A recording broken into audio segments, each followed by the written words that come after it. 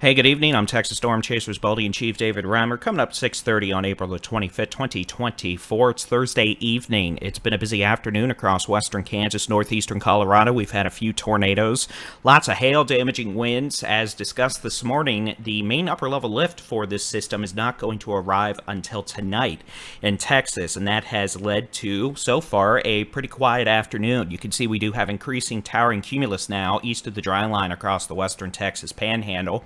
That may result in isolated severe thunderstorm development across the northern Texas Panhandle by 8 p.m., perhaps about a 1 in 3 chance. If storms get going, or a storm gets going, it would have a high potential to become severe as it moves northeast 35 to 55 miles an hour, the potential for baseball-sized hail, damaging winds, and tornadoes.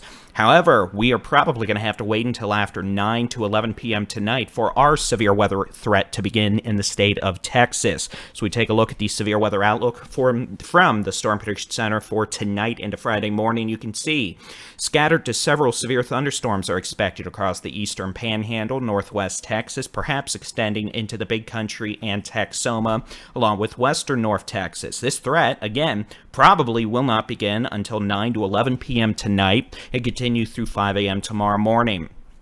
We'll take a look at the high-resolution rapid refresh model. In fact, I'm going to show you two different model solutions to show you some of the possible outcomes. You can see this model does not develop thunderstorms until about 11 p.m. east of Interstate 27 in West Texas, excluding that random supercell down in the southern Congeal Valley. That's probably not going to happen before sunset, so ignore that. You can see storms get going this evening, late tonight, and then they move quickly east-northeast towards northwest Texas, the Big Country, Texoma, southwestern, southern Oklahoma into portions of North Texas.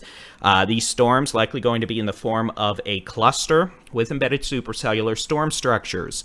Please don't let the time of night fool you into thinking the severe weather threat's going to be lower.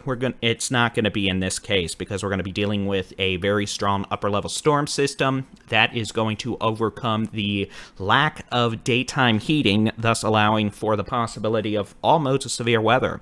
We could see hail up to the size of baseballs, damaging straight-line winds 60 to 80 miles an hour, and given the fact we're going to have strong low-level wind shear tonight and plenty of instability, moisture to work with, the potential for a few tornadoes will exist, even with thunderstorms that are in a cluster or squall line. If we see a bow echo develop, an enhanced threat for damaging hurricane-force winds will exist along with the continuation of a tornado threat.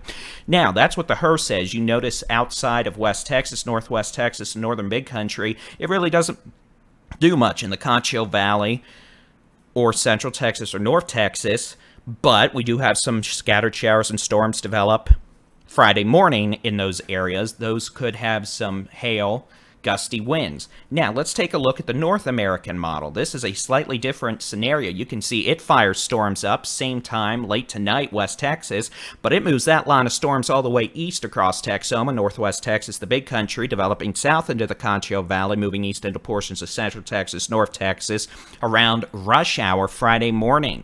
That would also have a threat of damaging winds, hail, a few tornadoes, heavy rainfall.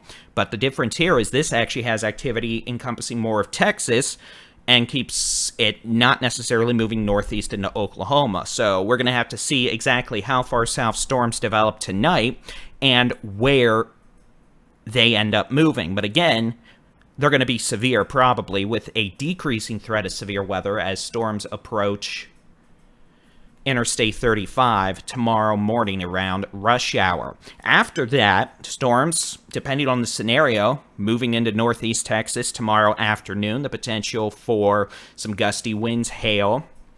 And then if all of that rain moves out in time, or it, completely bypasses us completely, the potential for a few severe storms developing tomorrow afternoon after 4 p.m. across portions of North Texas, Northeast Texas, and those storms could be supercellular with a risk for some large hail, damaging winds, maybe a tornado. We'll talk more about that threat for tomorrow afternoon and what could be a substantial severe weather threat on Saturday in the Friday morning edition of the Texas Weather Roundup. But again, for tonight, looks like Probably after 8 to 11 p.m., storms are going to get going across West Texas, moving into Northwest Texas, the big country, where the highest threat for all modes of severe weather will exist through at least 2 to 3 a.m. Friday. That includes hail up to the size of baseballs, damaging straight-line winds up to 80 miles an hour, the potential for a few tornadoes and localized flooding.